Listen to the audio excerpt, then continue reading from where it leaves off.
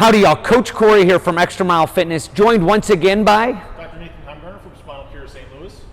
And today Nathan and I actually wanted to kind of have a joint conversation here because we both see the common issue of people that come in that are thinking they're strengthening their core by doing a lot of sit-ups or a lot of crunches or ab movements, and really what they're doing is not seeing progress, and in most cases causing low back pain.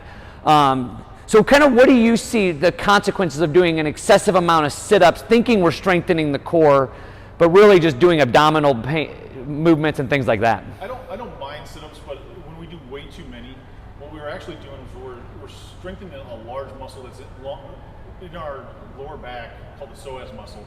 And that psoas muscle actually attaches to the front side of the lumbar spine. And when you strengthen that muscle, it actually starts pulling the lumbar spine. Now you're supposed to have a curve in your lumbar spine, but it makes the curve excessive. Yep. And then you're putting way too much stress on your low back, and you end up having low back pain where you're pinching those nerves because it's coming down on those nerves way too much.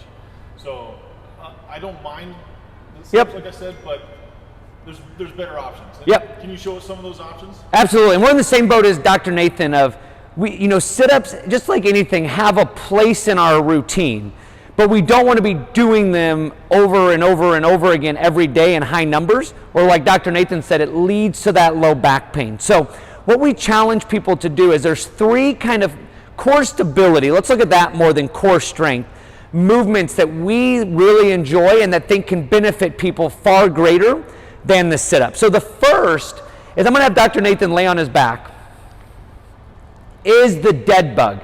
And what you're going to do here is pretend like you're a dead bug. Arms are up in the air, knees are up, and the big thing is here, knee and hip in a straight line, and he's going to fill his belly so full all the way around that his back is flat on the ground.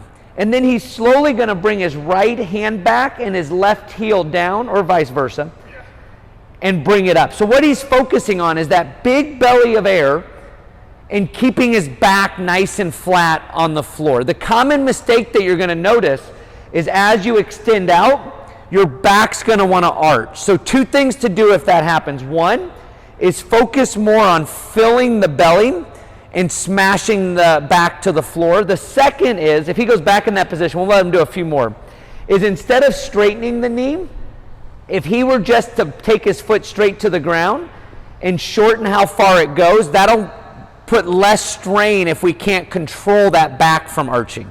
So those are a couple options, but the dead bug is phenomenal for building core stability, which is going to lead to better health. The next great core stability movement, he's going to go on all fours for me, is called the bird dog. And with this, he's going to, again, get nice and full in his belly, and he's going to extend to the walls on each side. And notice as he does this, his hips stay flat. Your body's naturally going to want to arch or rotate to the side a little bit. That's what we're trying to fight by squeezing our belly tight, and think about stretching in both directions. And then finally, another probably more common, more popular core stability movement is your traditional plank, where we're just up, hands on our knees. We want to focus here on squeezing the biscuit, squeezing the belly. If you feel this in your low back, it's probably a little too advanced for right now. So what we can do is drop to our knees and hold the same thing, staying nice and flat, keeping the belly tight, biscuit squeezed to strengthen that core. So these are three movements that Dr. Nathan and I really enjoy for people, and is a good movement, a good series of movements to do on a regular basis that won't flare up that low back, and it'll actually make that low back a lot stronger and be able to sustain a lot more. Awesome.